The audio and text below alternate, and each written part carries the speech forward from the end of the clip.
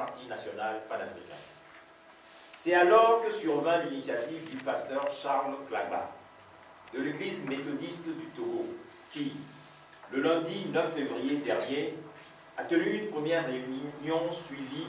le mercredi 18 février suivant par une deuxième rencontre qui s'est tenue après la série de rencontres organisées avec le général Sangaré, venu au Togo en mission d'exploration mandaté par l'Organisation internationale de la francophonie. Ont participé à cette deuxième rencontre avec le pasteur Charles Klagba, qui s'est tenue à l'église méthodiste Salem de Rankopé, le Parti des Togolais, la coalition CAP 2015, regroupant l'ANC, le PDP, le PSR, Santé du Peuple, l'UDS Togo, la CDPA, d'un côté, et le NET, CLé, le MRC, OBU, l'ADI, la synergie des ODDH, regroupant la LTDH, la JA, Novation Internationale, le CTSD, RECI, le MCEP, REJAD, l'ATDPDH, l'ATDH, AMIS, le PECAR, le MMLK, SOS Journalistes en danger, l'UGDEB. Au retour de cette rencontre, la délégation de la synergie des ODDH qui a participé a fait à l'Assemblée plénière régulièrement convoquée pour ce mercredi soir un compte-rendu dont il ressort pour l'essentiel que, premièrement, au terme des échanges qui ont eu lieu lors de la réunion, un consensus s'est fait sur le point consistant à envisager que, pour sortir de l'impasse et du blocage de la situation politique togolaise, il convient de faire un compromis avec le régime RPT UNIR de Faure Gnassingbé en faisant la concession de lui, je cite, entre guillemets, donner un troisième mandat, fermez les guillemets. Ce qui, dans l'actuelle situation politique togolaise, reçoit le surnom de remettre le compteur à zéro pour Faure Gnassingbé, afin qu'il fasse un mandat supplémentaire de 5 ans que les protagonistes de la proposition considéreraient en fait comme le premier pour lui. Il est à préciser que dès que cette proposition a été faite lors de la réunion avec le pasteur Charles Klagba, le MRC, à travers son représentant Abbas Kabwa ici présent, a marqué fermement son opposition et a quitté la réunion. Point 2 des propositions faites. En contrepartie de la concession évoquée précédemment, les initiateurs des négociations envisagées proposeront au régime RPT-UNIR de faire la concession des 2 tours de scrutin pour la prochaine élection présidentielle. S'il n'y a pas accord sur ce point, la preuve sera ainsi faite que c'est lui qui refuse véritablement les réformes. La population serait alors appelée à se mobiliser sur toute l'étendue du territoire national pour arracher la mise en œuvre des réformes. Les points ci-dessus auraient préalablement reçu un soutien de principe du CAR, qui, comme on le sait, avait déjà conjointement fait avec l'ADI la proposition consistant à, entre guillemets, donner un troisième mandat à Faure Gnassingbé et à, entre guillemets, remettre le compteur à zéro lors de la discussion de leur proposition de loi à la commission des lois de l'Assemblée nationale, où le débat à son sujet avait tout fini par tourner court. Réagissant à ces propositions aussi étonnantes qu'incroyables, venues de la réunion sous les auspices du pasteur Klagba, le représentant de Siva Togo, moi-même Claude Amédanvi, rappela d'abord son désaccord persistant sur le recours aux responsables religieux comme médiateurs dans les crises politiques au Togo, au vu de leur bilan désastreux. Il fit ensuite savoir qu'il s'agissait là d'une trahison du peuple. Je répète. Il fit ensuite savoir qu'il s'agissait là d'une trahison du peuple togolais et de ses aspirations les plus profondes qui ne peut amener qu'à avoir honte de l'opposition togolaise. C'est pourquoi il annonça que, vu l'évolution que prenait la synergie des ODDH en relation avec les partis de l'opposition togolaise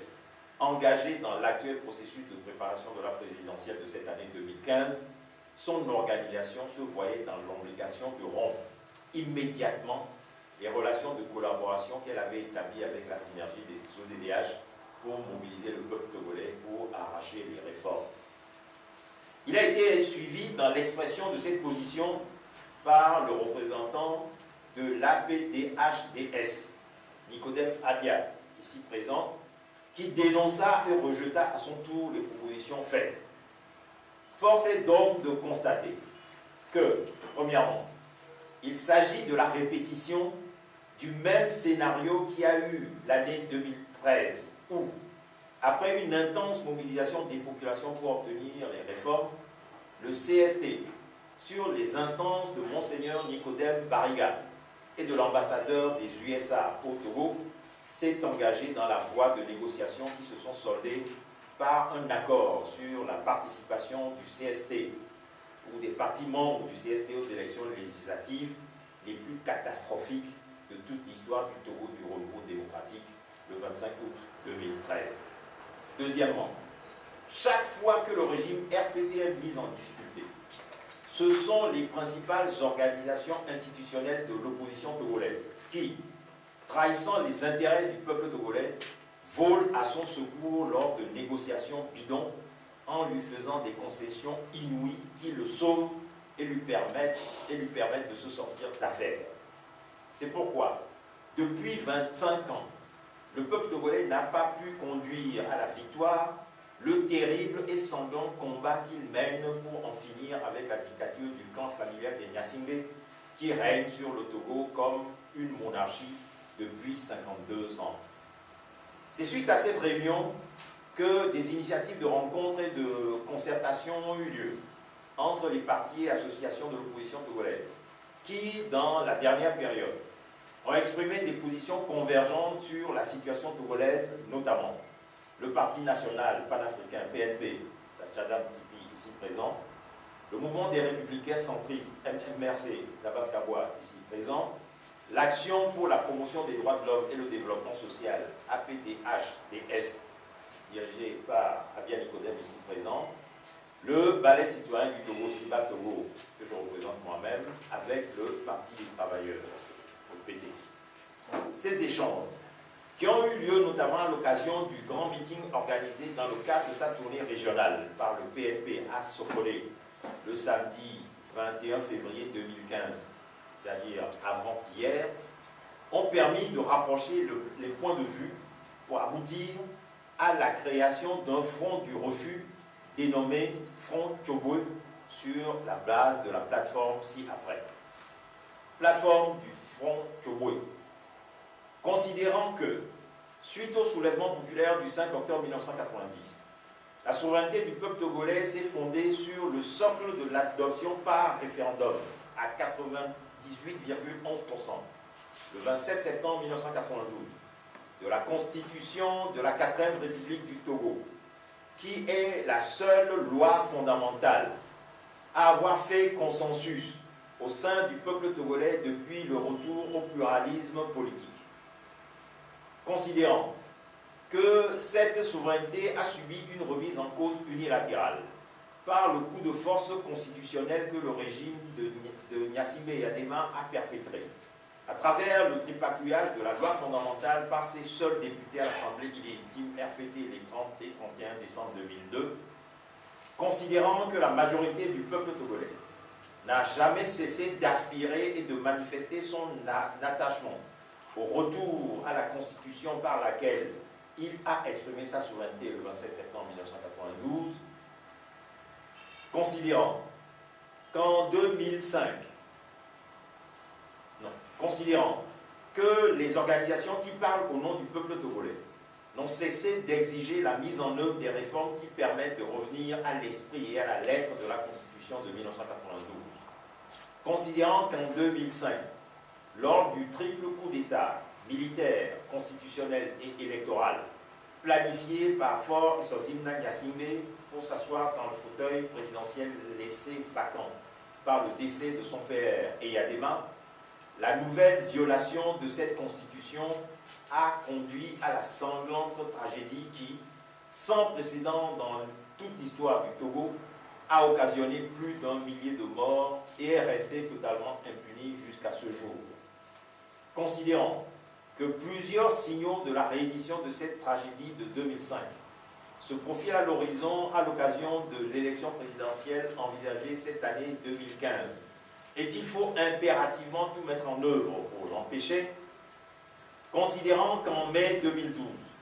lors de la réception du premier volume du rapport de la CVJR, le chef de l'État togolais, Faure Eswazimna Gnassingbé, a lui-même reconnu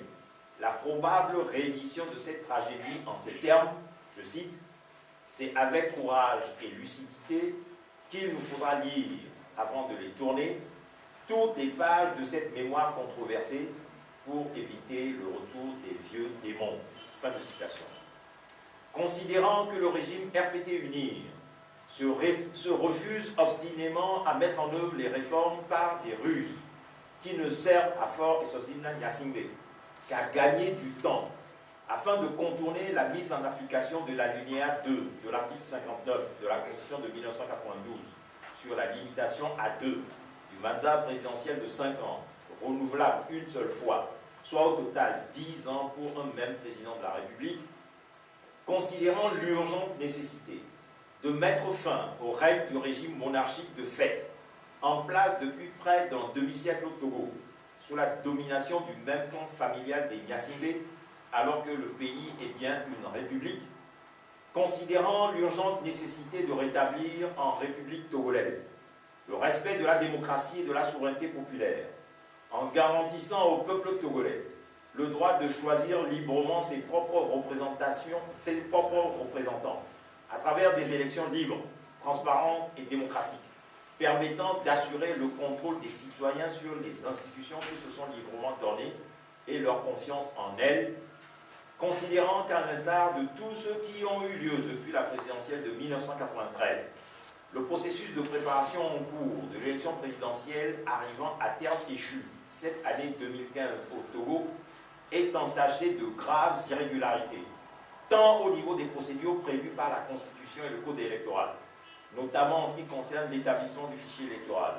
la garantie de fiabilité des protocoles de transmission des résultats du scrutin à venir, qui font d'avance de cette élection une énième mascarade électorale qu'il faut par conséquent activement appeler le peuple togolais à boycotter dès à présent,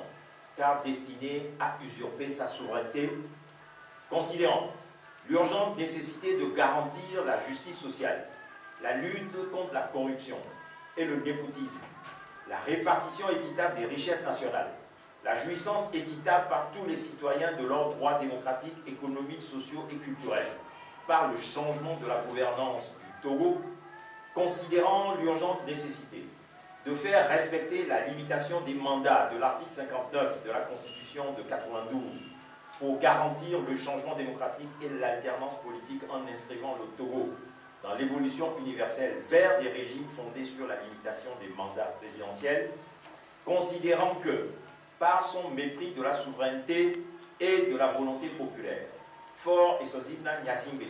s'est disqualifié pour continuer à présider aux destinées du peuple togolais. Il est constitué en République togolaise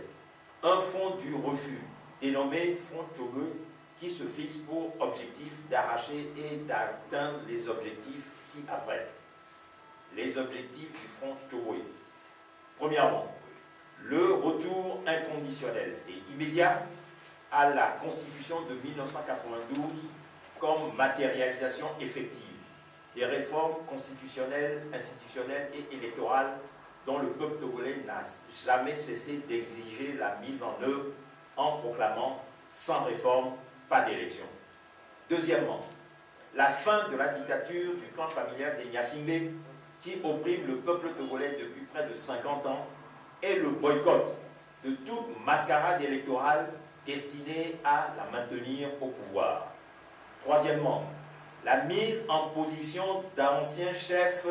de l'État, de M. Faure Eswazimna Gnassingbé, qui, arrivé au terme de ses 10 ans de pouvoir, ne peut plus compétir à quelque élection présidentielle à venir que ce soit, dont la participation lui est légalement interdite en vertu de l'article 59 de la Constitution de 1992. Quatrièmement, la mise en place d'un régime de transition dirigé par un gouvernement de salut public pour rétablir la légalité constitutionnelle et les normes de fonctionnement démocratique en République togolaise. Le Front Tchobwe est ouvert à tous les partis et associations qui s'engagent à respecter et à défendre scrupuleusement la présente plateforme. Fait à Lomé ce 23 février 2015. Les membres fondateurs pour le Parti national panafricain, le PNP, le président Atchadam Tipi, pour le mouvement des républicains centristes MRC, le président Frédéric Abbas Kabwa, pour l'action pour la promotion des droits de l'homme et le développement social APDHDS, le président Nicodème Ayao Habia, pour le Balai citoyen du Togo, Sibal Togo, le coordinateur adjoint G. Agninefa, pour le Parti des travailleurs PT, le secrétaire chargé de la coordination Claude Améganzi. Chers mesdames et messieurs les journalistes, merci pour votre attention. Ceci est la fin de notre déclaration liminaire. Nous sommes prêts à répondre